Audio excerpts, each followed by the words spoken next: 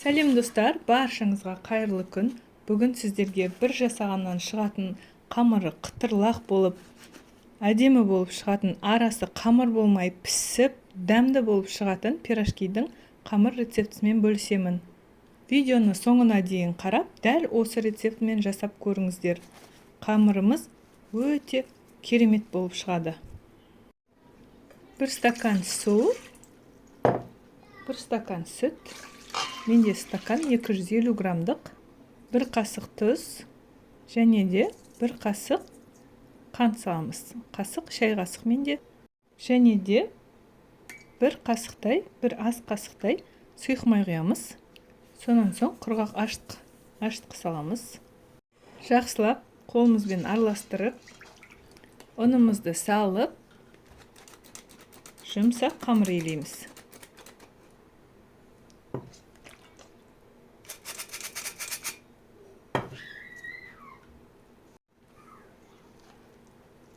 Бізде ұн шамамен 1 килограмдай кетеді. 1 кило 100 кетуі де мүмкін.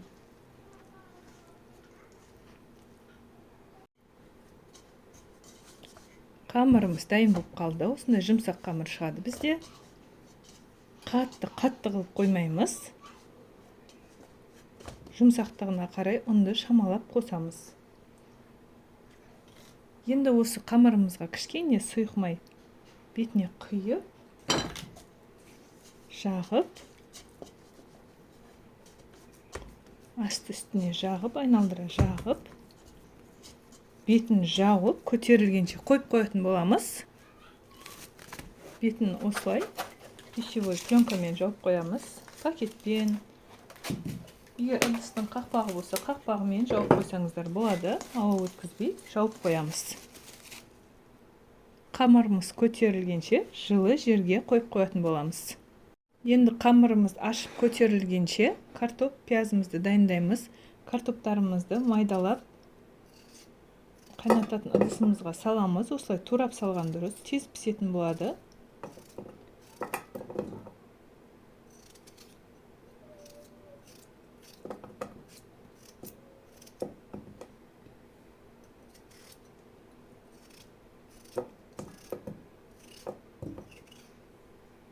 Барлығы туралып дайын. Осыған суымызды құямыз. Газымызға қойып қайнататын боламыз. Пияздарымызды майдалап туралап аламыз.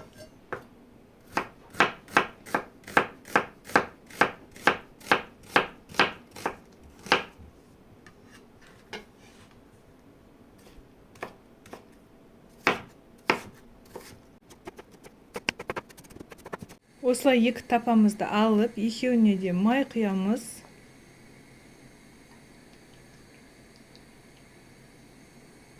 Сонан соң жаңағы пиязымызды екеуіне бөліп саламын.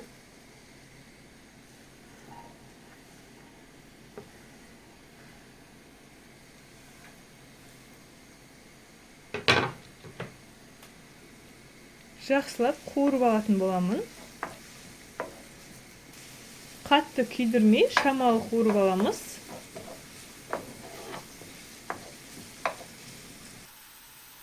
Тапамыздың біреуіне тартылған ет саламын. Осыны бірге қуырып аламын. Жартылай пісіріп, бірге қуырып алатын болам. Піскен картопымызды осылай шанышқының көмегімен майдалап шығатын боламын. Менде арнайы картоп езетін болмағандықтан осылай шанышқымен езіп шығатын болам. Жақсылап барлығын езіп аламын. Пиязымызды қатты қуырып жібермейміз, қатты күйдірмейміз. Сәл осылай жартылай пісе бастаған кезде осыны картопымызға саламыз.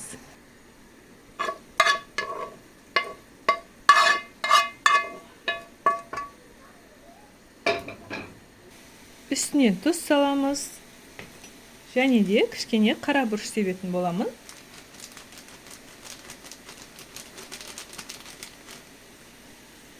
жақсылап араластырып дайындап қоямыз.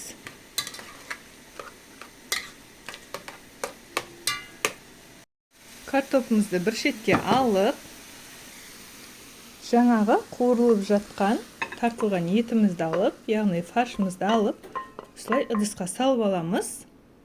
Суы кеткенше қуырып алдым, жартылай қуырылып пісті. Бұғанда тұз бен бұрыш сеуіп алатын болам. Арасына қалаған қоспаларыңызды қоса берсеңіздер болады. Мен тек тұз бен қара бұрыш қана қосам. Мұны да жақсылап араластырып алам. Салмаларымызды бір шетке қойып қоямыз. Енді қамырымызға кірісеміз. Қамырымыз көтеріліп дайын тұр біздің.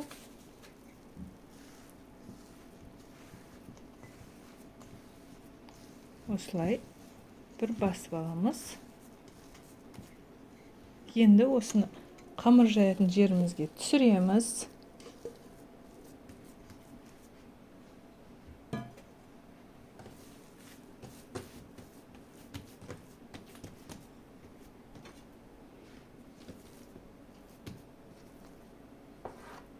Екіге немесе үшке бөліп дайындайтын боламыз. Қамырымыздың бір бөлшегін осылай сопақшалау етіп домалақтап аламыз. Қатты басып мыж тастамаймыз.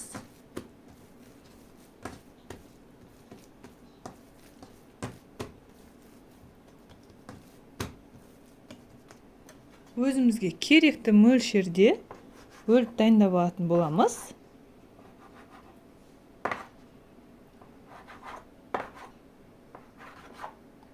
Егер таразыларыңыз болатын болса, таразымен де өлшеп дайындасаңыздар болады. Мен осылай көз мөлшермен өлшеп дайындаймын. Осы қамырымның барлығын домалақ етіп, біріктіріп, тағы да көтерілуге қойып қоятын болам.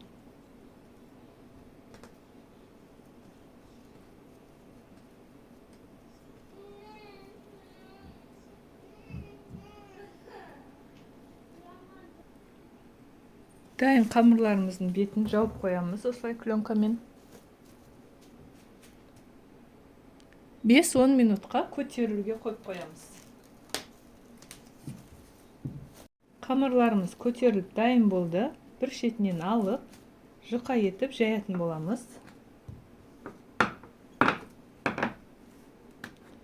Қамырымыздың ортасын емес, шет жағын көбірек жұқарақ етіп жаятын боламыз.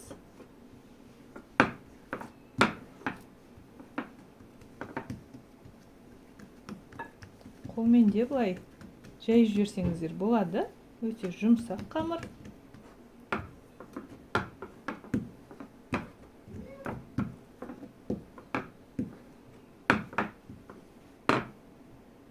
Жайып болып, ортасына жаңағы дайын салмамызды салып, түйіп шығамыз.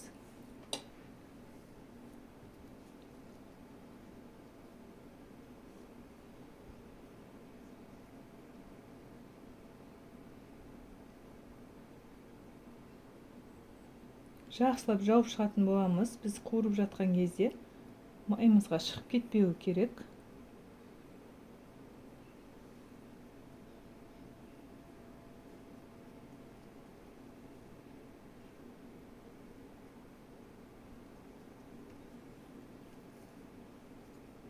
Мінекей, барлығын осылай дайындап шығатын боламыз.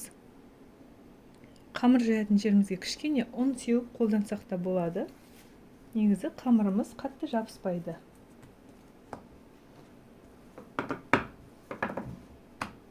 Кішкене ұн сепсек, қатты жабыспай, тезірек жайылатын болады.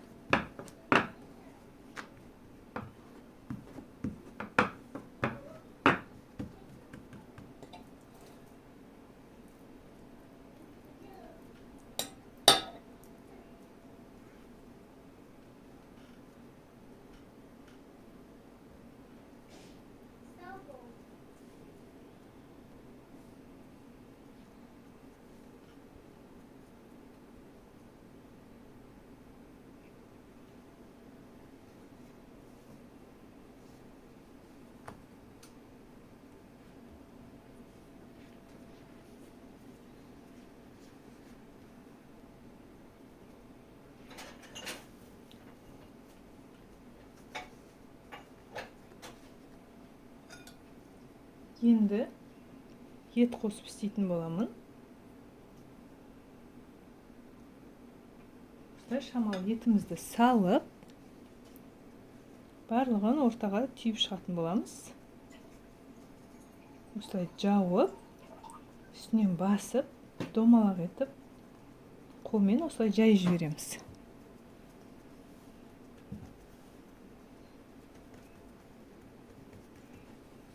Мінекей.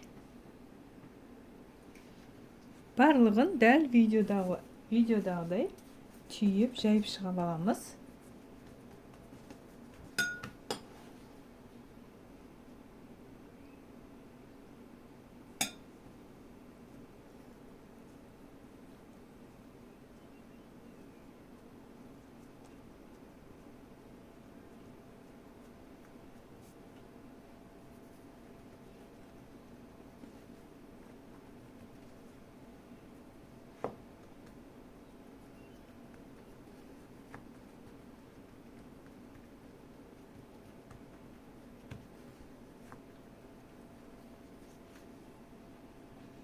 Дайындап қойған пирожкилеріміздің бетін міндетті түрде жауып қойыңыздар. Әйтпесе қаязып қалуы мүмкін. Газ отымыздың астын жағып, тапанымызға майымызды құямыз. Майымыз қызғаннан кейін біртіндеп салып пісіріп алатын боламыз.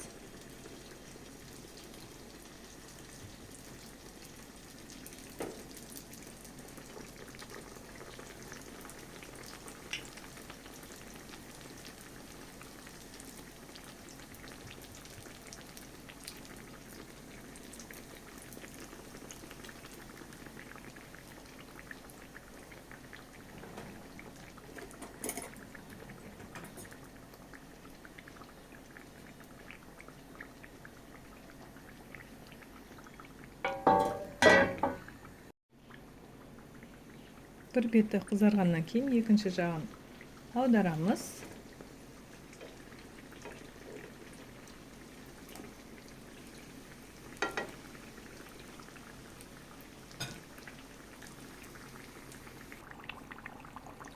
Пісіп дайын болды.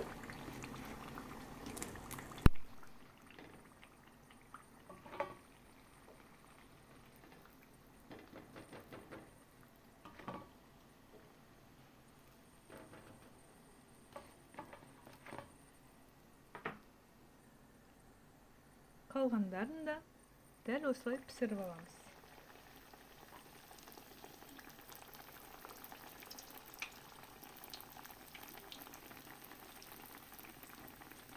Барлығы пісіп дайын болды.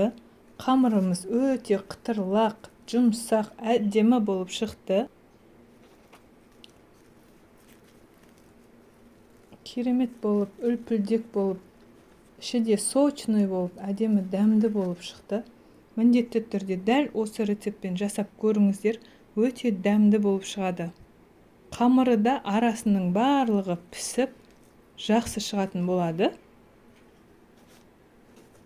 Және де мен беляшиде пісіргенмін. Беляшиімізде өте керемет, арасының бәрі пісіп, дәмді болып, жақсы болып шығатын болады. Видеоға лайк басып, комментарий қалдыруды ұмытпаңыздар. Сау болыңыздар.